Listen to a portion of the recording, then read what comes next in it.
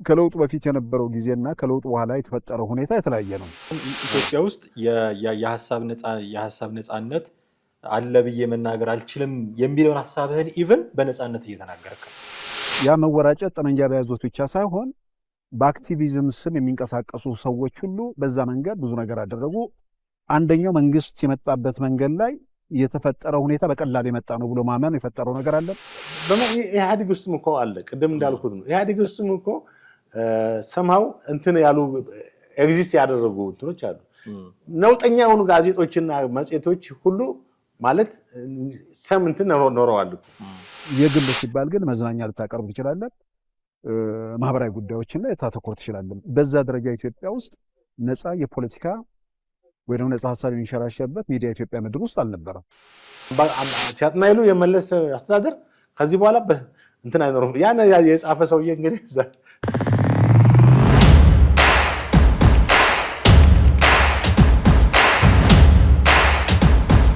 ሰላም እንዴት አላችሁ ውድ ቤተሰቦቻችን? ይህ ዘኢትዮጵያ ቻናላችን ነው። ጥላሁን አክሊሉና ማህደገፋ ወቅታዊ ፕሮግራማችን ተመልሰን መጥተናል።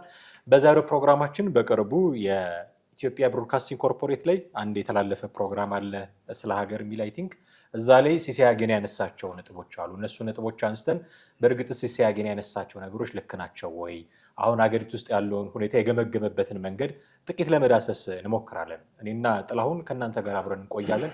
እናንተም እስከ ፕሮግራማችን ፍጻሜ ድረስ አብራችሁን ትቆዩ ዘንድ የአክብሮት ግብዣችን ነው። ጥሌ እንዴት ነው? አለሁን። ሰላም ነኝ። በመግቢያ ለማለት እንደሞከርኩት ሲሳይ አገና አሁን ያለውን ሁኔታ በተለይም ከለውጥ ወደዚህ ኢትዮጵያ ውስጥ ያለውን ሁኔታ የገመገመበት አንድ ፕሮግራም ሰማንና ለተመልካቾቻችን በሚሆን መልኩ ቆርጠን አሰናድተነዋል፣ እንጋብዛቸዋለን። እሱ ላይ ያነሳቸውን ነጥቦች ነው ዛሬ የምንገመግመው። መነሻ እንዲሆነን ጥቂት ሰምተነው ብንመለስ ጥሩ ነው ብዬ አስባለሁ። ከለውጡ በፊት የነበረው ጊዜና ከለውጡ በኋላ የተፈጠረው ሁኔታ የተለያየ ነው በሁለት ምክንያት። በአንድ በኩል ወደ ስልጣን የመጣው አካል ከውስጥ የመጣ ኃይል ነው፣ በጠመንጃ የመጣ አይደለም። ወቅቱ ሲባል እንደነበረው ሀክ አድርጎ ስልጣን ላይ ቁብ ያለ ኃይል ነው። ስለዚህ ያንን ኃይል ብዙ ሰዎች እንዴት ገመገሙት? አይ እንደ ሌሎቹ 17 ዓመት ምናምን ተዋክተ ብትመጣ አንዳንድ ሰዎች ገና ሳይጀምሩት ሳስበው ደከመኝ ብለው የተቀመጡ ሰዎች አሉ፣ ረዥም ጊዜ ስለሚፈጅ። ይሄ መንግስት ግን በቀላል ስለመጣ ብለው ስለደመደሙ በቀላሉ ስልጣን እንይዛለን በሚል በሁሉም አቅጣጫ መወራጨት ነበር። ያ መወራጨት ጠመንጃ በያዙት ብቻ ሳይሆን በአክቲቪዝም ስም የሚንቀሳቀሱ ሰዎች ሁሉ በዛ መንገድ ብዙ ነገር አደረጉ። አንደኛው መንግስት የመጣበት መንገድ ላይ የተፈጠረው ሁኔታ በቀላል የመጣ ነው ብሎ ማመን የፈጠረው ነገር አለ። በሌላም በኩል ደግሞ የሚዲያ ነፃነቱ የፈጠራቸው ነገሮች አሉ። ከዛ በፊት ኢትዮጵያ ውስጥ ለውጡ ከመምጣቱ በፊት ምን ያህል ነፃ ሚዲያ ኢትዮጵያ ውስጥ ነበር የሚለውን አንዳንዴ ስንቆይ የመርሳት ነገር ካልሆነ እንኳን በቴሌቪዥን ደረጃ የግል ቴሌቪዥን አንድ ሁለት የመዝናኛ ነው። ነፃ ቴሌቪዥንና የግል ቴሌቪዥን ወይ ደግሞ ነፃ ሚዲያና የግል ሚዲያ የሚባለው የተለያየ ነገር ነው። ነፃ ሚዲያ ነፃ የፖለቲካ ሀሳብ የሚንሸራሸርበት ነው። የግል ሲባል ግን መዝናኛ ልታቀርብ ትችላለህ፣ ማህበራዊ ጉዳዮችን ላይ ታተኮር ትችላለህ። በዛ ደረጃ ኢትዮጵያ ውስጥ ነፃ የፖለቲካ ወይ ደግሞ ነፃ ሀሳብ የሚንሸራሸርበት ሚዲያ ኢትዮጵያ ምድር ውስጥ አልነበረም። የመንግስት ሚዲያዎች አሉ፣ ከዛ ውጭ የግል ሚዲያዎች አሉ። በዚህ በኩል የፖለቲካ ሀሳቦች አይንሸራሸሩም ነበር። አይንሸራሸሩም ብቻ አይደለም፣ በሚዲያ አይደለም፣ በኤሌክትሮኒክስ ሚዲያ ሳይሆን በጋዜጣም ብቻ ሳይሆን ለምሳሌ ውጭ ሀገር ሆነው በኢንተርኔት መልእክት የሚያስተላልፉ ድረገጾች ነበሩ። እነዛን ድረገጾች ኢትዮጵያ ውስጥ ማየት ይቻል ነበር ያኔ። ከለውጡ ጊዜ ውስጥ ማንም ሰው እዚያ ሀገር ያለ ሰው ከሀገሬ ከመውጣቴም በፊት ማቀው ነው በፕሮክሲ ሰርቨር ነበር የምንገባው። ጽሁፍ ለማንበብ ነው ማለት። ቪዲዮ የሚባል አይታሰብም፣ ራሱ ኢንተርኔቱ ደካማ ስለሆነ። ከእንደዚህ አይነት ምዕራፍ ውስጥ ስንወጣ በአንድ ጊዜ ኢንተርኔቱም ተለቀቀ፣ ሚዲያውን በነፃነት መስፋፋት የሚችልበት ሁኔታ ተፈጠረ። ያ ደግሞ ምንድን ነው የፈጠረው? በአንድ በኩል መንግስት ደካማ ነው ተብሎ ታመነ፣ በሌላ በኩል ደግሞ ይሄኛው ነገር የፈጠረላቸው ነገሮች ያሉ የሌሉ ምናልባትም የነበሩትን አጀንዳዎች በፊት ማታወራቸውን ደብቃ የተቀመጥካቸው ነገሮች ሁሉ በአደባባይ ከመጠን በላይ ማስተጋባት ተጀመረ። አንዳንዶቹ ትላንትም የነበሩ ናቸው፣ ግን አዲስ ስለሆኑ አይደለም። ጉዳዩ በአደባባይ መገለጽ ስለጀመረ ያንንም ደግሞ መሰረት አድርገን የሆነ የፖለቲካ ፍላጎታችን እናሳካለን የሚሉ ኃይሎች በተለያየ መንገድ ያደረጓቸው እንቅስቃሴዎች ካልሆኑ አዲስ አጀንዳ አልነበረም። የነበረው አጀንዳ ሜዳው ሲከፈት እድሉ ሲመጣ ያንን ለራስ ፍላጎት ማስፈጸሚያ ሰው ተንቀሳቀሰበት። ከዛ ጋር የተፈጠሩ ነገሮች ናቸው ብዬ ነው ማምነው። እንደሰማኸው ጥሌ አሁን ሀገሪቱ ውስጥ ያሉ ግጭቶች፣ ውጊያዎችን በላቸው ጦርነቶች አንዱን ስም ልትወስድ ትችላለህ። የመጡበትን ምክንያት ነው የሚያብራራው እና በዋናነት ሁለት ምክንያቶችን አንስቷል። አንደኛው በወቅቱ መንግስት ደካማ ነው የሚል እሳቤ የነበራቸው ሰዎች አሉ። ምክንያቱም በትጥቅ ትግል የመጣ አይደለም፣ የሆነን እንቅስቃሴ ሀክ አድርጎ የመጣ መንግስት ስለሆነ በቀላሉ እንጥለዋለን የሚል እሳቤ የነበራቸው የታጠቁም ያልታጠቁም ሰዎች የጀመሩት እንቅስቃሴ ነው የሚል ግምገማ አለው። ሁለተኛው ደግሞ የሚዲያውን መከፈት ነው የሚያነሳው እንደ ምክንያት። በሚዲያው መከፈት ምክንያት አዲስ ያልሆኑ ግን ተደብቀው የቆዩ ለግጭት መነሻ የሚሆኑ ትርክቶች የፖለቲካው ገበያ ላይ እንደ አዲስ መምጣት ጀመሩ። በዛ የተነሳ የራሳቸውን ፍላጎት ማሳካት የሚፈልጉ አካላት ተጠቀሙበት የሚል ግምገማ ነው ያለው ሲሳይ አጌና። ሪሊ እነዚህ ነገሮች ናቸው ወይ አሁን ኢትዮጵያ ውስጥ ላሉት ግጭቶች መነሻ የሚሆኑት የሚለውም ማንሳት አለብን ብዬ ነው። ትክክል። እንግዲህ ሲሳይ እሱ በጣም በሚዲያ ረጅም ዓመት ከመቆየቱ አንጻር ምናልባት አሁን የሰጠው አስተያየት ምን ያህል ሚዛናዊ ነው የሚለውን ደግሞ አንድ ላይ ትመለከታለህ። ምክንያቱም ስለ ሚዲያ የተናገረውን ብናነሳ ይሄ መንግስት ወደ ስልጣን ከመጣ በኋላ የነበረው የሚዲያ ነፃነት እና ከዚህ በፊት የሚዲያ ነፃነት ሪላቲቭሊ ስትመለከተው በቀድሞ ስርዓት ማለትም በኢህአዴግ ስርዓት ውስጥ ሚዲያ ነበረ። ምንም እንኳን ስርዓቱ ለግል ሚዲያው ትንሽ አፋኝ ቢሆንም ሚዲያዎች ነበሩ፣ የግል ፕሬሶች ነበሩ፣ ጋዜጦች ነበሩ። ሀሳብን በነፃነት ሞሮለስ ትገልጻለህ በዛ እንትን ውስጥረት ውስጥ። አሁን ከናካቴው ሚዲያው የለም እኮ የግል ፕሬስ የምትለውም ነገር የለም። የመንግስት የግል ኤሌክትሮኒክስ ሚዲያ የምትለው በመዝናኛና በሙዚቃ በስፖርት ላይ ፎከስ የሚያደርጉ ናቸው እንጂ የህዝቡን መሰረታዊ ነገሮች ላይ ትኩረት የሚያደርጉ ፖለቲካ ላይ የሚሰሩ እንትኖች የትኛው ሚዲያ ነው ዛሬ የሀገሪቷ ፖለቲካ ላይ የሚሰራው? ተቃዋሚ ፓርቲዎችን እያቀረበ ኢንተርቪው የሚያደርገው የሚያወያየው አለ እንዴ? የለም። በንጽጽር ግን የተሻለ ነው ማለት የምንችልባቸው ለምሳሌ ትልልቅ ባለስልጣናትን እየጠሩ የሚሞግቱ ጋዜጠኞች በራሱ በመንግስት የቴሌቪዥን ጣቢያዎች እናያለን። ከዛ ውጭ ደግሞ ምናልባት አሁን ጊዜው የህትመት ሚዲያ ስላልሆነ እሱ ተዳክሞ ካልሆነ በስተቀር በሌሎች አማራጮች በማህበራዊ ሚዲያ ደግሞ እንዲሁ ተመሳሳይ ፕሮግራም የሚሰሩ በርካታ ሰዎች አሉ። ለምሳሌ እናንተ ይሄንን ፕሮግራም እየሰራን ነው። መንግስትን የምንተችባቸው በጣም በርካታ ጊዜያቶች አሉ። አንድም ሰው መጥቶ የተናገረን ያስፈራራን ቁንጥጫ ያደረሰብን አካል የለም። እነዚህን እንደ ሚዲያ ነፃነት መውሰድ አንችልም። እንግዲህ ምናልባት በኢህአዴግም ጊዜ እኮ በህትመትም ደረጃ ይጻፋል እኮ ብዙ ይጻፋል እኮ ስርዓቱን እየነቀፍ ይጻፍ ነበረ። የስርዓቱን ድክመቶች በጣም በሰፊው እንትን ይባል ነበር። ተቃዋሚ ፓርቲዎችም ጠንካራ ተቃዋሚ ፓርቲዎችም ነበሩ በወቅቱ። እንደውም አሁን ነው በተቃራኒ የሆነው እና ሲሳይ ያኛውን እሱ የነበረ ማለትም በኢህአዴግ ወቅት የነበረውን የሚዲያ ነፃነት በጣም ዝቅ አድርጎ አሁን ያለውን ደግሞ በጣም የተሻለ እንደሆነ ነው የሚናገረው። በእርግጥ ጠቅላይ ሚኒስትሩ ወደ ስልጣን እንደመጡ ብዙ ነገሮች ነበሩ፣ መልካም ነገሮች ነበሩ። ኢትዮጵያ እንደውም በፕሬስ ነፃነት በጣም መሻሻል አሳይታ ከ150 ነው 60 ሀገራቶች ወደ 90ዎቹ የመጣችበት በጣም ትልቅ ፕሮግረስ ባየበት ነበር እና በኢትዮጵያ ሀሳብን በደንብ የመግለጽ መብት ኢሳትና ኢቲቪ አንድ ነው እስኪባል ድረስ የሆነበት ጊዜ እናስታውሳለን። ከዛ በኋላ ግን ቀስ በቀስ የሚዲያ እንትኖች የመጡ አፈናዎች የተከሰቱ መጡ። የሬዲዮና የሶሻል ሚዲያ ዩቲዩብ ጋዜጠኞች ሁሉ የመታሰር ተከሰተ። ዛሬም ድረስ በስራ ያሉ ጋዜጠኞች እኮ አሉ አይደል እንደ እንደነ መስከረምና ሌሎችም ታዋቂ ጋዜጠኞች ታስረዋል። እና ጋዜጠኞች በሌላ ጉዳይ ሳይሆን ሀሳባቸውን በመግለጻቸው ነው። አሁን እሱ ምናልባት እንግዲህ በኢህአዴግ ጊዜ ነበረ ፕሬስ ነበረ። ዛሬ የዲጂታል ሚዲያው ሳይመጣ በወቅቱ የነበሩት የፕሬስ ውጤቶች ነበሩ። ትንሽ ጠንከር አድርገህ በጣም ጽንፍ የረገጠ አዘጋገቦች ከሆነ ወዲያው ኢህአዴግ እርምጃ እንደሚወስድ የታወቀ ነው። ግን ሞዴሬት የሆኑ አገላለጾች ሞዴሬት የሆኑ ባላንስ ጠብቀው ሞር ሴንሴሽናል ያልሆኑ ነገሮችን በማቅረብ ብዙ የዘለቁ ነበሩ። እውነት ለመናገር አይደል ማለት እኔ ያን ስርዓት መልካም ነው እያልኩ ሪላቲቭሊ ነው የምናወራው እንግዲህ አይደል እኔ በአንጻራዊ ደረጃ ነው የትኛው ይሻላል በፕሬስ ደረጃ።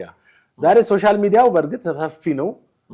የዲጂታል ሚዲያው በጣም እንደፈለገ ለፕሬስ ለህትመት ሚዲያ መውደቅ ይሄንን መንግስት ተጠያቂ ማድረግ አሁን ሶሻል ሚዲያው በዚህ በዓለም ዙሪያ የተፈጠረ ጉዳይ ነው። እሱ ማንንም መንግስታቶች የሶሻል ሚዲያን ተጽዕኖ መቋቋም ስላልቻለ ስማ ይሄ የሶሻል ሚዲያው አውትሌቶች በጣም እዛም ዩቲዩብ እዚህም ዩቲዩብ ቲክቶክም ስለበዛ መንግስት ዲሞክራት ነው ወይ መንግስት ለፕሬሱ ለሚዲያው ነፃነት ሰጠ ብለን የምትለው በተቃራኒው ደግሞ አሁን ይሄን መንግስት እድል ሰጠ ብለን እንደማትለው ሁሉ ለህትመት ሚዲያ መውደቅም መንግስት ደግሞ ጨቁኗል ማለት አትችልም። ምክንያቱም የህትመት ሚዲያው የወደቀው እኔ በመንግስት እጅ ነው እሱ የተለያዩ ፋክተሮች አሉ። ማህበራዊ ሚዲያውን መቋቋም ስላለ አንድ ማህበራዊ ሚዲያ ነው፣ ሁለተኛ የህትመት ዋጋም መጨመር ሚዲያውን ኮንትሮል ማለት የሚዲያው ባለቤት የበላይ ጠባቂ ማጣቱ ነው። ምናልባት የመንግስት ፈንድ በማድረግ እንዳንዳንድ እንትኖች ድጎማ በመስጠት ምናምን ሊያነሳው ይችል ነበር ወይም ኤግዚስት እንዲያደርግ ይችል ነበር። ዛሬ ዲጂታል ሚዲያው ቢስፋፋም ባለም እኮ ፕሪንቲንግ ህትመት ሚዲያ ጠብቀው ያቆዩ እንደ ኬንያ አሁን ዴይሊ ኔሽን በየቀኑ ነው የሚታተሙ በብዙ ሺህ ኮፒዎች ማለት ነው። እና የኛ ሀገር የህትመት ሚዲያዎች በጣም ዲክላይን እያደረጉ እየወረዱ ኮፒያቸው ወደ 2003 1000 ምናምን ደረስና እንደምብሉ ጠፉ። አሁን ፕሬስ የሚባል ነገር የለም ሀገሪቷ ላይ። ሪፖርተር ነው አብዛኛው ማስታወቂያና ልማታዊ የፋይናንሻል ኒውስ ነው የሚያወጣው። እና አሁን ይሄንን የሚዲያዎች አለመኖር ሲሳይ ራሱ የጋዜጣ አዘጋጅ ነው። ምናልባት እንደውም ፕሬስ ጠፍቷል ብሎ መናገር እንኳን ይችል ነበር። ይሄንንም አልተናገረም። አሁን ያለው የመንግስት አሁን ባለው ስርዓት ውስጥ የሚዲያ ፕላትፎርሙ የተሻለ እንደሆነ ነው ያወራው ከዛ ጋር በማነጻጸር። በዛ ጊዜ እኮ እሱ እኮ ኢትዮጲስ የሚባል ጋዜጣ ነበረው፣ አባይ የሚባልም ጋዜጣ ነበረው። ቢያንስ የሆነ ጋዜጣ ድራይቭ እንትን ይሰራ ነበር። አሁን ጋዜጣ በዛም በዚህም ብትለው ብቻ የለም። አንደኛ በህትመት ሚዲያ በህትመት ዋጋ መጨመር ነው፣ በሶሻል ሚዲያ መስፋፋት ነው። የመንግስት ጫና የለም ወይ? አለ። ምንድነው የመንግስት ጫና? ለምሳሌ የመንግስት ጫና ነበረ፣ ወደ ህትመት እንደተገባ ነበረ። በጣም ፎከስ የማድረግ ነገር ሁኔታ ነበረ። አንደኛ የህትመት ሚዲያውን ኮንትሮል ማድረግ ይችላል መንግስት። አድራሻ አለው፣ ቢሮ አለው፣ ገብቷል። ቀጥታ ዳይሬክትሊ ተጽዕኖ ማድረግ አቅም አለው። ከኢህአዴግ የመጣም ትሬንድ ስላለ ማለት ነው፣ አካሄድ ስላለ። ሶሻል ሚዲያው ግን አድራሻው የት ነው? ምንም የምትጨብጠው የምትይዘው ነገር አይደለም። አየር ላይ ነው ያለው፣ የሚለቀቀውም አየር ላይ ነው። ሰው ደግሞ በእያንዳንዱ ሞባይል እንትን ላይ መረጃዎች ይገባሉ። ጉዳዩ የአንተ ጉዳይ የህግ እንትን ሳይሆን የኢንተርኔቱ ዓለም ላይ መስፋፋት ነው። የግሎባል ቴክኖሎጂ የመጣ አሁን ጭቆና ተደርጎባቸዋል የምትላቸው የህትመት ሚዲያውን በራሱ እኮ ኤሌክትሮኒክስ ማድረግ ይቻላል፣ ዘመኑ እሱን ይፈቅዳል። ግን እሱንም የሚያደርጉ የሉም። ያ እንግዲህ ሌላ ጉዳይ ነው። አሁን የምናወራው ምንድን ነው? ፕሬስ ነፃነቱ የትኛው የተሻለ ነው ነው። ፕሬስ ነፃነት አሁን ሶሻል ሚዲያው በጣም ስለተለቀቀና ሰዎች እንደፈለጉ መናገር ከፈለጉ ጠቅላይ ሚኒስትሩን የሆነ ልብስ እንትና በአኒሜሽን ሰርተው ማውጣታቸው ያ ፕሬስ ነፃነት አይባልም። የፕሬስ ነፃነት ያ አንደኛ ቅድም እንዳልኩት ይሄ ግሎባል እንትን ያመጣው ኢንተርኔቱ ያመጣው ነገር ነው። እንኳን ከኢትዮጵያ የበለጠ አምባገነን የሆኑ እንትኖች አገራት ኢንተርኔቱን ካልዘጉት፣ ምሳሌ በሰሞኑ በኢራን እንዳየነው ማለት ነው ዘጋች እና ግን ቢሆንም ኤለን መስክ በአንድ ኢንተርኔት ለቀውታል መሰለኝ በነፃ አክሰስ እንዲያደርጉ። ቢሆንም ግን መንግስት ሊቆጣጠረው ስለማይችል ነው። ቢቆጣጠረውማ ብዙ እርምጃ ሊወስድ ይችል ይሆናል ብዬ አስባለሁ። አሁን የሶሻል ሚዲያን ለምሳሌ ይሄን አሁን እሱ ሲሳይ ሪላቲቭ የተሻለ ነው ብሎ ነው የተናገረው። በጭራሽ ግሬዱን ማየት ይቻላል እኮ ብዙ ኢንዴክሶች አሉ፣ ብዙ እንትኖች አሉ። አንደኛ ፍሪደም ሃውስ የሚያወጣውን የዓመታዊ እንትን ማየት ይቻላል። የ2025ን ማየት ይቻላል። ሌሎችም ዓለም አቀፍ የፕሬስ ላይ የሚሰሩ እንደ ሲፒጄ ስለ ኢትዮጵያ የሚያወጡትን ዘገባዎች ኢንዴክሶች ማየት ይቻላል። ሁማን ራይት የሚያወጣውን ኢንዴክስ ማየት ይቻላል። ኢንዲፔንደንት የሆኑ ግሩፖች አካላቶች የሚያወጡትን እንትኖች ማየት ይቻላል። እኔ ኢትዮጵያ ውስጥ የፕሬስ ነፃነት አለ፣ የሐሳብ የመናገር ነፃነት አለ ብዬ ብል ሪያሊቲው አለ። ገብቷል። በእርግጥ አሁን እኛ ምንድነው አንድ ጽንፍ ይዘን አይደለም የምናወራው። አሁን ኢትዮጵያ ውስጥ የሐሳብ ነፃነት አለ ብዬ መናገር አልችልም የሚለውን ሐሳብህን ኢቭን በነፃነት እየተናገርክ ነው። ኦፍ ኮርስ ይህ ትልቅ እድል ነው ብዬ ነው። ኢህአዴግ ውስጥም እኮ አለ፣ ቅድም እንዳልኩት ነው። ኢህአዴግ ውስጥም እኮ ሰምሃው እንትን ያሉ ኤግዚስት ያደረጉ እንትኖች አሉ። ነውጠኛ የሆኑ ጋዜጦችና መጽሔቶች ሁሉ ማለት ሰም እንትን ኖረዋል እኮ እንኳን ከዛ በላይ አሁን ኢህአዴግን በጣም ሲተቹ ሲነቅፉ ነበሩ አይደል? 97 ጋዜጦች እናስታውሳለን። ከ97 በኋላም የመጡና አዲስ ጉዳይ ሌሎች እኛ ፕሬስ ጎግል የሚባሉ ጋዜጦች ነበሩ እና ክሪቲሳይዝ ያደረጉ ነበር። ሲብስ ወይም በተለያየ መንገድ ከትምህርት ወጥተዋል ከህትመት ሚዲያው በወቅቱ። ኋላ ላይ ግን የህትመት ዋጋ መናር ነው አብዛኞቹን ከጨዋታ ውጭ እና የሶሻል ሚዲያ መስፋፋት ነው። ነገር ግን ይሄ አሁን ያለው የሶሻል ዩቲዩብ መኖር ሀሳቦችን ሰዎች እንደፈለጉ መናገር መቻላቸው የሚዲያ ነፃነትን ኢትዮጵያ ውስጥ ተረጋግጧል ብለን የምትላቸው ሀገሮች አይደለም። ተረጋግጧል በሚባል ደረጃ አይደለም። ተረጋግጧል በሚባል ደረጃ አይደለም። አፍህን ሞልተህ ተረጋግጧል የምትለው አይደለም። ግን ሪሌቲቭሊ ስፒኪንግ ከዚህ በፊት አንተ እንዳልከው በበርግጥ አድራሻው የማይታወቅ ሰው ሊሆን ይችላል ማህበራዊ ሚዲያ ላይ ያለው፣ ግን ስቲል አድራሻቸው የሚታወቁ የታሰሩትም እኮ ቅድም ስትሰማቸውን ስጠር የነበሩ ሰዎች አሉ። አድራሻቸው የሚታወቅ ግን በግልጽ የሚናገሩ ሰዎች አሉ። እሱ እዛ ሲስተም ውስጥ ሆነው ስቲል የሚሰሩ ስቲል የሚናገሩ ቅድም አንተ እንዳልከው የጠቅላይ ሚኒስትሩን ፐርሰናሊቲ ኢቨን መናገር እስከ መቻል ድረስ የደረሱበት ጊዜ ነው። እሱን ስለተናገሩ ዝም ይባሉ አይባሉ እኔ እዚህ ላይ ኮሜንት ማድረግ እንፈልግበት አይደል። ምክንያቱም ቢሳሳቱ የሚታሰሩ ባይሳሳቱ እንትን ይበሉ። እንደው ጋዜጠኛ ሆነ ጋዜጠኛ ሲታሰር ማየት ስለሚያስጠላ ስለሚደብር ጥሩም ስላልሆነ እሱ ላይ ኮሜንት ማድረግ አልፈልግም። ምክንያቱም ይሰማሃል ሚዲያ ላይ እንደሚሰራ ሰው የሆነ ጋዜጠኛ ታስሯል ሲባል መስማት ጥሩ ስሜት ስለማይኖረው፣ ግን እንደዛም መናገር የሚችሉበትን አውድ ግን ተፈጥሯል። እንደው በትንሹ ኢንተርኔቱን መዝጋት ይቻል ነበር። ይዝጋ እያልኩኝ አይደለም፣ መዝጋቱ ጥሩ ነው እያልኩኝ አይደለም። ግን መጨቆም ቢፈልግ መያዝ ቢፈልግ መዝጋት ይችል ነበረ። በጣም እጁ ላይ ያለ ነገር ነው። ቅድም ሲሳይ ይል እንደነበረው ለስሙ ኢንተርኔት አለ ብሎ ግን ፍጥነት የሌለው አክሰስ ማድረግ የማትችልበት ሀሳብን ማሻገር የማትችልበት ማድረግ ይችል ነበረ። ይህንን ሁሉ ነገር እሱ ላይ ራሱ መንግስቱ ላይ አንቲ ሆኖ የሚመጡ ሀሳቦች እንደሚመጡ እያወቀ ኢንተርኔቱን ግን ክፍት አድርጓል። ይሄ ሪሌቲቭሊ ጥሩ አይደለም። አሁን እኮ የምልህ ኢንተርኔት እንኳን ኢትዮጵያ ትላልቅ ሀገሮችም ኢንተርኔት የሚዘጉበት ጊዜ አለ።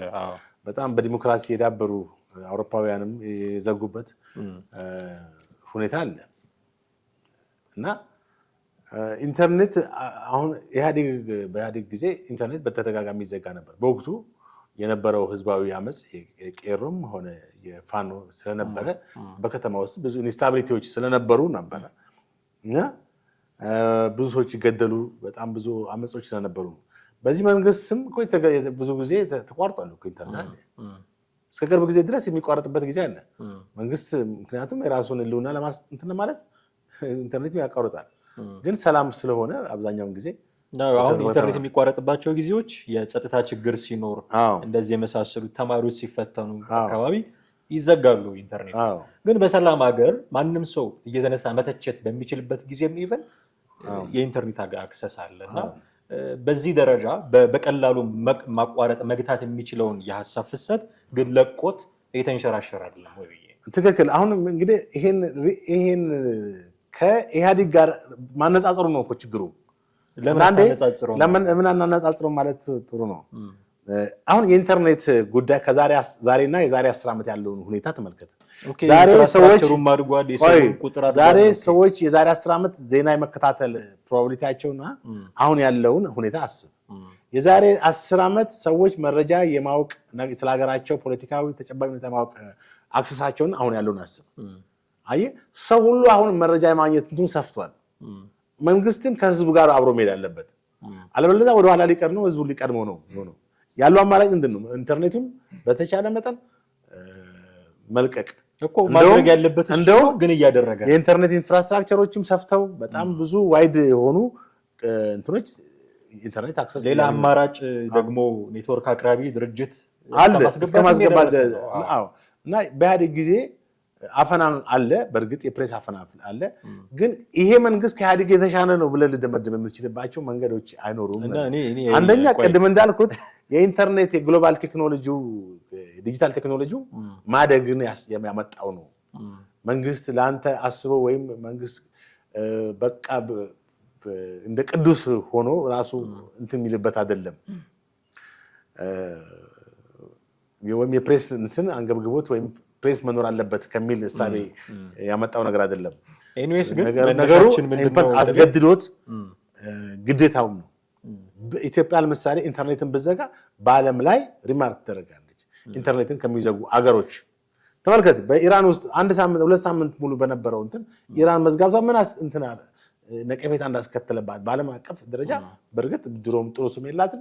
በዓለም አቀፍ ደረጃ ኢንተርኔት እንትን ከሚያፍኑ ሰዎች የህዝብን እንትን ከሚያፍኑ ሰዎች እንደገና ፕሬስን የመናገር ሀሳብ የመግለጽ መብትን የሚያፍኑ ተብሎ ከሚፈርጁ ሀገሮች ተመድባለች። ስለዚህ ይሄ ደግሞ በዓለም አቀፍ መድረክ ላይ አንተን የሚያገል ነው። ግን መነሻችን አሁን እንደው ጨዋታውም ስቦን ወደዚህኛው ገባን እንጂ ይሄ የሚዲያ ነፃነት አለ የሚለው ሲሳይ አጌና አለ የሚለው የሚዲያ ነፃነት ለጦርነቶቹ መንስኤ ነው። ምክንያቱም ከዚህ በፊት ተደብቀው የነበሩ አጀንዳዎች አሁን በዚህ ምክንያት አደባባይ ላይ ዋሉና ነገሮቹ ለራሳቸው ትርክት የሚጠቀሟቸው የታጠቁም ያልታጠቁም አካላት ስለመጡ ለጦርነቱ አሁን ኢትዮጵያ ውስጥ የምናያቸው ኮንፍሊክቶች መነሻ አንዱ እሱ ነው የሚለውና እነዛ ኮንፍሊክቶች እንደውም ሌላኛው ምክንያቱ ምንድነው? ቅድምም እንዳነሳ ነው መንግስት ደካማ ነው የሚል እሳቤ ያላቸው ሰዎችም ጭምር መንግስትን በቀላሉ መጣል እንችላለን የሚል እሳቤ ያላቸው ሰዎች ናቸው የነዚህን ኮንፍሊክቶች የፈጠሩት የሚል መነሻ ነው ያለው። ለዚህ ማዳበሪያ ነው የሚዲያውን ነፃነት አብሮ ያነሳውና ጦርነቶቹ የራሳቸው ምክንያት የላቸውም። ጥሩ እንግዲህ ፋክተሮች ናቸው ያለው ነገር ነው። ዩቲዩብ ላይ የሚተላለፉ ወይም በሌላ ሶሻል ሚዲያ እንደ ቲክቶክ እንደ ፌስቡክ የሚተላለፉ መልእክቶች አሉ። እነዚህን በተደራጀ ሁኔታ ወይም ተቋማዊ አድርገው ወይም አንድ ድርጅት አድርገው ለዚህ ዓላማ ብቻ የተደራጁ እንትኖች አሉ። በቃ ፖለቲካ ነገሮች እንትናቸው ሁሉ ያንን ኃይል የመደገፍ የማበረታታት ባለፈው እኮ መሳይ ተናግሯል አይደል? እኛም የደገፍነው ኢትዮጵያን ይቀይራል ምናምን አማራን ህዝብ ብቻም ሳይሆን ኢትዮጵያን ነፃ ያወጣል ብለን ያመንበት ሶስት ልጆች ሴቶች በተገደሉበት ጊዜ ይሄን ተናግሯል። አንዱ እንግዲህ የዚህ ዓላማ አካሄድ ያው እሱ ራሱ መሆኑን ግልጽ ከአንደበቱም ተናግሯል። ሌሎችም አሉ፣ ሌሎች አክቲቪስቶችም አሉ። በሚዲያ ተጠቅመው ነው እነሱ ሁሉም መልእክታቸው የሚያስተላልፉት። እነዚህ ነገሮች ግን ፋክተሮች አይደሉም። አሁን ሲሳይ እንዳለው የተጀመረን ነገር ማቀጣጠያ ሆነዋል እንጂ ኦልሬዲ ኮዝ አይደሉም። ዩቲዩብም ሆነ አክቲቪስትም በለው ለዛ ነገር ኮዝ አይደሉም። ምክንያቱም የአማራ ህዝብ ጥያቄ የነበረ ነው። ከኢህአዴግ ጀምሮ የነበረ ነው። ከ1983 ጀምሮ በአማራ ህዝብ ላይ የደረሰው ግድያ፣ ጭቆና፣ በተለያዩ ክልሎች በአማራነታቸው ብቻ የደረሰባቸው ጥቃት፣ መፈናቀል ጋር በተያያዘ የደረሰበት እንትን ነው። በተለይ 1983 በሐረርጌ ክልል በበደኖ በጉራ ፈርዳ ከዛ በኋላ በ80ዎቹ ዓመተ ምህረት እንደገና ደግሞ በወለጋ በተለያዩ የኦሮሚያ እና ደቡብ ኤሪያዎች አማራ ህዝብ የደረሰበትን ጭቆናና በደል መሰረት በማድረግ እንቅስቃሴዎች ነበሩ። ኢቭን ማዕድፓ የሚባለው ፓርቲ መላው አማራ ህዝቦች እኮ የተመሰረተው በዚህ ነው። ፕሮፌሰር አስራት የማዕድን ታሪክ ስትመለከተው አሁን ማዕድ ነው የሆነው አሁን ድረስ አለ። መላው ኢትዮጵያ ሆኖ የሆነ ጨለማ ቤት ውስጥ አለ ብቻ አለ። እሺ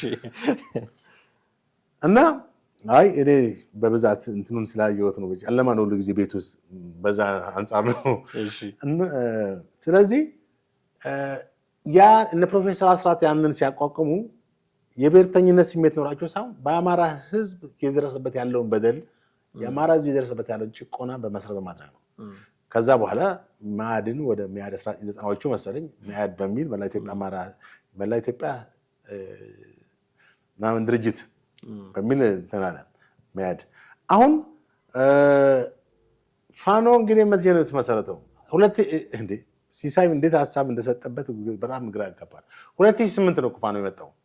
2008 የቄሮ ማለት ከ2007 ዓመተ ምህረት የህዝባዊ የብሔራዊ ምርጫ ተካሂዶ 2008 ላይ በኦሮሚያ ክልል በምዕራብ ወለጋ አካባቢ ወደ አምቦ መስመር ግንጪውን አካባቢ እና ጫካ ሲመነጠር ጋር የተያዘ ነው አይደል ሰማነው። ከዛ የኦሮሞ ልጆች ተንቀሳቀሱ ብለው እንዴት እንትናችን ትመረጥራላችሁ ምናምን በሚል ከዛ የተስፋፋ መጣ። ወደ አምቦ፣ ወደ ወለጋ፣ ወደ አርሲ፣ ወደ ምናምን ሸዋ ሁሉ ተስፋፋና የቄሮ እንቅስቃሴ በጣም እንትን አለ። 2008 በዛው ዓመት በፋኖ በኦሮሚያ ማነው በጎጃም፣ ጎንደር፣ ወሎ ምናምን እንቀሳቀስ ጀመረ። ስፔሻሊ ጎንደር ላይ አደባባይ ወጥቶ ሁሉ ከወያኔ ጋር የመፋለሙበት ብዙ ልጆች የተገደሉበት ጊዜ ነበር። ብዙ አማራ ወጣቶች እና የኦሮሞ ህዝብ ደም የኛ ደም ነው፣ በቀለ ገርባ ይፈታ the blood of Oromo is our blood too ምናምን እያሉ መፈክር አሰሙ። ከዛዝ እንግዲህ 2010 ወያኔ ህወሓት ወይም ኢህአዴግ ወደቀ እና እነሱ ኖርማሊ ያው ግባቸውን ስላሳኩ ቄሮም ሆነ ፋኖ ሰላማዊ እንትናቸው ጀመሩ። ነገር ግን ከዚህ ጠቅላይ ሚኒስትሩ ስልጣን ከመጡ በኋላ ከወያኔ ያጓዙን ጠቅሎ ወደ ህወሓት ወደ ትግራይ መቀሌ ከተማ በኋላ እዛ አልተቀመጠም። እንደገና ራሱን የማደራጀት በጦር ኃይሉ እንትን ማለት በይበልጥ 2048ኛ ዓመቱን ሲያከብር ፍየሎችን እና በጎችን ሁሉ ባንዲራ አልብሶ ታስታውሳለህ። ከዛ 2012 እንግዲህ 13 ማለት ነው ያንን ሰሜን ዕዝ ላይ ያካሄደው ጦርነት አለ። ይሄ ኮዝ ነው ማለት ሲሳይ እንዳለው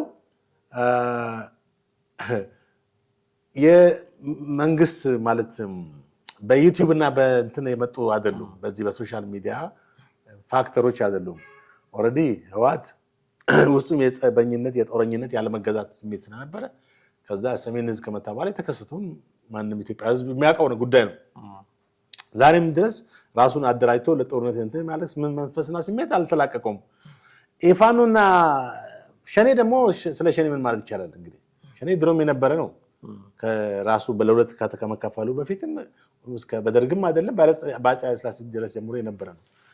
ግን አደረጃጀቱና እንትኑ የተቀያየረ መጥቶ ነው ዛሬ እንትን አለው። አሁን ፋኖን ነው እንግዲህ እሱ ምናልባት ስፔሲፊካሊ ፋኖን ብሎ እንኳን አልጠቀሰም።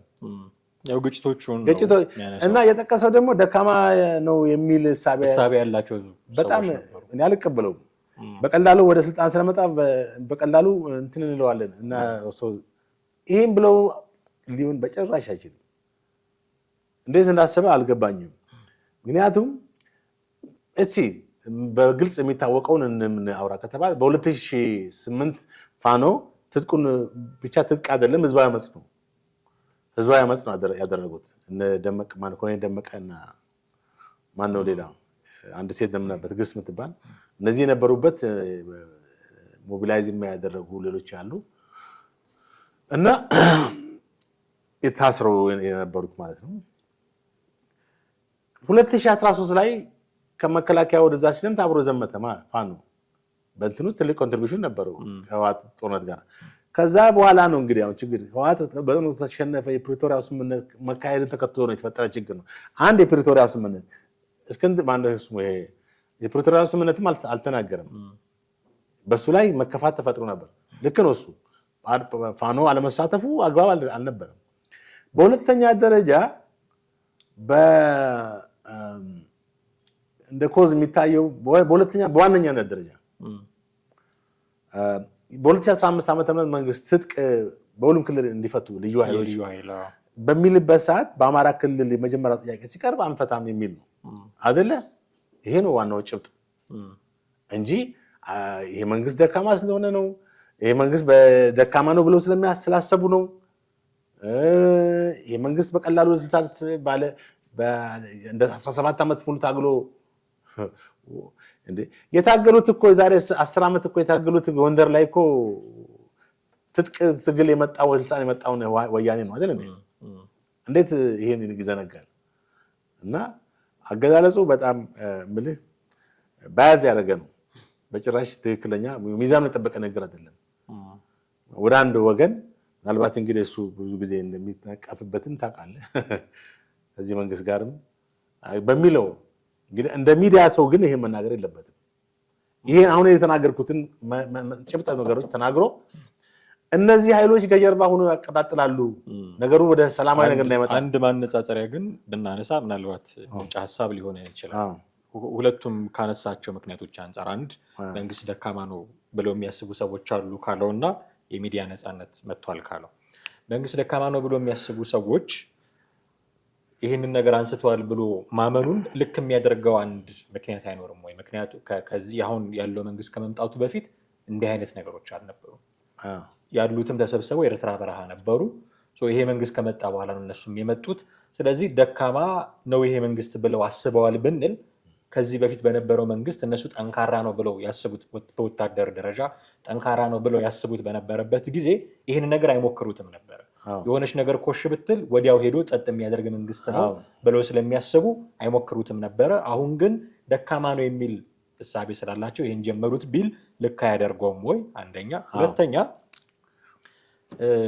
በሚዲያ እንትን የመጡ አይደሉም እነዚህ ነገሮች። አንተ ስትል እንደነበረው እሱ በሚዲያው በመስፋፋቱ ምክንያት ነው የመጡት ነው የሚለው። ግን አንተ ስትላቸው የነበሩት ነገሮች ብዙ ሰው የሚያውቃቸው አልነበሩም። ተጨቁነናል ምንም ቢል እንደው ውስጡን የሚወሩ እና በሆነ አጋጣሚ ሊሰሙ የሚችሉ ኢቨን በኢሳት እንኳን እንዳይታዩ ኢሳት የሚታገድበት ነበር ሀገሩ ሁሉ። አሁን ግን ያ ኢሳት ላይ ብቻ የምናውቀው እንቅስቃሴ እሱም ከሀገር ውጭ እና በስንት መከራ አዲሻ ዙሪያ ምናምን የምትሰማው ነገር ማህበራዊ ሚዲያው ላይ ነው እንደ ጤፍ የተዘራው እና ይሄ ነገር እንዲማለን ብለው የሚያስቡ ሰዎችን ፈጥሯል። ስለዚህ የራሳቸውን የፖለቲካ ፍላጎት ሊያሳኩ የሚችሉ ሰዎችን ወልዷል ብሎ ቢያምን ሲሳያጌና ስህተት ነው ወይ ብዬ ያነሳው እኮ እንደዛ ነው እኮ አይደል እንዴ? እኮ እሱ ነው የምልህ። ልክ አይደለም ወይ? በፊት ጠንካራ ነው አሁን ደካማ ነው ቢሉ እንዴ ነበሩ እኮ የአደረጃጀታቸው ወይም የስትሪንግዛቸው ወይም አጠቃላይ በስትራክቸር ሆኖ የመቀሳቀስ ሁኔታቸው ነው እንጂ ነበሩ እኮ። እንደውም ዛሬ ጠፋው ማን ነው? ቄሮ ነው እኮ የሌለው። ገብቷል? ከነዚህ ውስጥ የሌለው ማን ነው? ቄሮ ነው።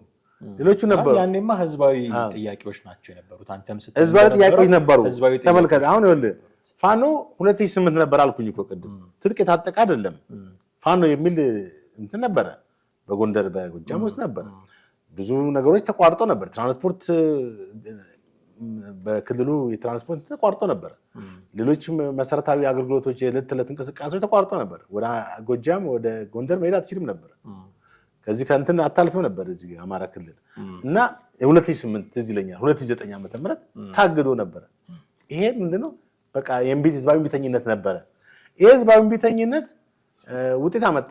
ማንን? አምባገነን የሆነውን ስርዓት የህወሓት የኢህአዴግ ስርዓት ከስልጣን እንዲወርድ አደረገ። ከዛ በኋላ ኖርማሊ ወደ መደበኛ ስራቸው ገቡ። በቃ በኢትዮጵያ ውስጥ ነፃነት ምናምን መጥቷል በሚል ዲሞክራሲ ስርዓት መጥቷል። ዋናው ዓላማቸው ያንን መንግስት ማስወገድ ነው። አሁን የዚህ መንግስትም እንግዲህ ቅድም እንዳልኩት ነገሮች ሁሉ አጠቃላይ ለውጥ መንግስት ተብሎ እንትን ያለው አሁን ለውጥ መንግስት የምትለው ነው ወይ? ለውጥ መጥቷል። ምን አይነት ለውጥ? ለውጡስ እንደው አልጋ ባልጋ ነው ወይ የሆነው? አይደለም። ታውቃለህ ምን ያህል ሰው እንደተገደለ፣ ምን ያህል ሰው በብሔር በማንነቱ እንደተፈናቀለ፣ ምን ያህል ጉዳት እንደደረሰበት የሚታወቅ ነው። አሁን እሱን ሁሉ ዝርዝርን እንትን አንልም እዚህ ላይ ግን ሰው ይሄ ነገር ኢቫሉዌት የሚያደርገው ነው። እኛ ተናገርንም አልተናገርም አብዛኛው ሰው በአይኑ ያየው የሚመሰክረው ሀቅ ነው። ከዛስ በኋላ 2015 ላይ ትጥቅ ፍቱ ሲባል ነው አሁን ችግር የተፈጠረው። ግን እነዚህ ኃይሎች መጀመሪያው ከ8 ዓመት በፊትም ነበሩ ማለት በ2008 ነበሩ፣ ተደራጅተዋል። የተበታተኑ ሰዎች ናቸው እንደገና የተደራጁት። ይሄ መንግስት ደካማ ነው ስላሉ አይደለም። ለምን ወይንም ጠንካራ ነው ስላሉ፣ ጠንካራ ቢሆንም የመደራጀት እንትናቸው ይኖራል። በቃ ምክንያቱም ሊያጠፋን ነው፣ አማራን እንደዚህ ሊያደርግ ነው፣ በቃ የአማራን ህልውና ሊያከስም ነው በሚል ነው አይደል እንዴ የተነሱት። ጥያቄያቸው ትክክል ነው። ምንድነው ችግሩ? ጥያቄያቸውን የሚፈጽሙበት ወይም ጥያቄያቸውን ምላሽ ሊያገኝ የሄዱበት ርቀት ማንን ጎዳ? የአማራን ህዝብ ጎዳ። ምክንያቱም እነሱ በለኮሱት ጦርነት በ2 ዓመት ውስጥ ከ7500 በላይ ከ700 በላይ ሰዎች ተገደሉ። ወደ 15000 ሰው ጉዳት ደረሰባቸው። እንግዲህ በሂውማን ራይትስ ኮሚሽን ሪፖርት መሰረት ከ10 ቢሊዮን ብር በላይ ክልሉ የአማራ ክልል ማግኘት የሚገባውን ሀብት ሉዝ አደረገ። ወይም ክልሉን እንደገና ለማገገም ሪሃቢሊቴት ለማድረግ 10 ቢሊዮን ብር ያስፈልጋል። በብዙ ሚሊዮን የሚቆጠሩ ዜጎች ከስራ ተፈናቀሉ። የመሰረታዊ የቱሪዝም የጤና አገልግሎት የትምህርት አገልግሎቶች ሁሉ ተቋረጡ በብዛት። ክልሉ እንደሚታወቀው ከፍተኛ የቱሪዝም ሴንተር ነበር። ያ ሁሉ አስከተለ። ብቻ እንደው ዳታ ይሰብሰብ ቢባል በጣም ብዙ ጉዳት ደርሷል። እና ይሄም ያስከተለው መጥፎ ውጤት ነው። ጥያቄያቸው ትክክል ነው። ማንም ሰው ለብሔሩ ለጎሳው ለማንነቱ መቆርቆሩ ጤናማ ነው። ችግሩ ሪያክት የምታደርግበት ነው እንጂ ጥያቄ ውስጣቸው ስላለ ነው እንጂ መንግስት ደካማ ስለሆነ አይደለም። ኢህአዴግ ነው የተፋለሙ ወያኔ የተፋለሙ ሰዎች እንደገና ይሄ መንግስትን ደካማ ስለሆነ ብሎ አይደለም። ያ ጠንካራ ስለሆነ ዝም አላሉም። በዛም ነበሩ በዚህም ነበሩ። ልዩነቱ ምንድነው? በዛን ጊዜ የነበሩት ትጥቅ የላቸውም። አሁን ግን ትጥቅ ዘርፋችሁን ቀምታችሁም ውሰዱ ብላችኋል። የዛን ጊዜ ታጠቁ ብለው ነበር ተብሎ ነበር። አዎ ሌላው ምን ነበረ? ሌላኛው የሚዲያውን ጉዳይ አንስቶ ያኔ የማይታወቁ አጀንዳዎች አሁን በማህበራዊ ሚዲያ መምጣት ምክንያት በሚዲያ ነፃነት ሀሳብን በመግለጽ ነፃነት ምክንያት የሚታወቁ ሆኑ። ለዛ ነው የግጭት መንስኤዎች የሆኑት። እንግዲህ ተመልከት፣ ቅድም ተነጋግረናል። የግጭት መንስኤዎቹ ያንዳልሆኑ ኮዙ ያንዳልሆኑ የሲሳይ አጌና ትርክት ማለት የኮዝ ኤንድ ኤፌክት መላምቱ ሮንግ ነው በሚለው እንስማማ። እኔ አሁን ምክንያቱም ሲኒየር ጋዜጠኛ ነው፣ ከኛም በፊት የነበረ ነው፣ ብዙ ነገሮች ያውቃል። ግን ይሄን ነገር አሳምሮ እያወቀ በዚህ መንገድ መናገሩ ለምን እንደሆነ አልገባኝም። ወይም ንግግሩ ሚዛኑን የጠበቀን አልመሰለኝም። ባያዝ ያደረገ ነው። የሚዲያን ኤቲክስም የጆርናሊዝም ምንም መሰረታዊ እንትኖች የጣሰ ነው። ምክንያቱም አኩሬሲ እና ባላንስ የማድረግ ትክክለኛው የመግለጽ የሚዲያ ኃላፊነት የአንድ ጋዜጠኛ ሪስፖንሲቢሊቲ ነው። እሱ ግን እነዛ በጣም ትግሉን ወደዚህ ትግል የገቡት መንግስት ደካማ በቀላሉ ስለመጣ በቀላሉ እንጥለዋለን። እንዴት ነው የሚሆነው? የእሱ ፍልስፍና ነው እንጂ ሪያሊቲ አይደለም። አሁን ሚዲያው ማለት እንግዲህ ሶሻል ሚዲያው ነው ያለው፣ ሌላ የለም። ሶሻል ሚዲያው እንደዚህ ተስፋፋው እንደዚህ ልቅ ሆኖ የዲሞክራሲን እንትን ሊገልጽ አይችልም። አንደኛ የዓለም ተጨባጭ ሁኔታ ወደዚያም ገፍቶታል። ከዲሞክራሲ ጋር አታገናኙ። ጉዳያችን ለግጭት መነሻ ሆኗል። ቆይ አንድ ሰው ጠቅላይ ሚኒስትሩ ዛሬ እንደዚህ ሆኑ ብሎ የውሸት ዜና ቢለቅ ምንም የፖሊስ ኃይል ደህንነት እንኳን ቢያው ሽፍት አታድርግብኝ። ሲሳይ ያለው መኖሩ የሀሳብ ነፃነት መኖሩ ድሮ ተደብቀው የቀሩ ብዙ ሰው የማያውቃቸው ሀሳቦች አሁን አጀንዳ እንዲሆኑ አስችሏቸዋል። እነሱ ለራሳቸው ፍላጎት መጠቀም የሚፈልጉ ሰዎች የኮንፍሊክት መነሻ አድርጓቸዋል የሚል ነው። እንግዲህ ቅድም ያልኩትም መድገም ሊሆንብኝ ነው። አንደኛ የሚዲያውን ፕላትፎርም ወደዚህ ደረጃ ያመጣው የዲጂታል ቴክኖሎጂ የፈጠረው ነው። በሁለተኛ ደረጃ ደግሞ የሆነ ፕሮብሌም ሲኖር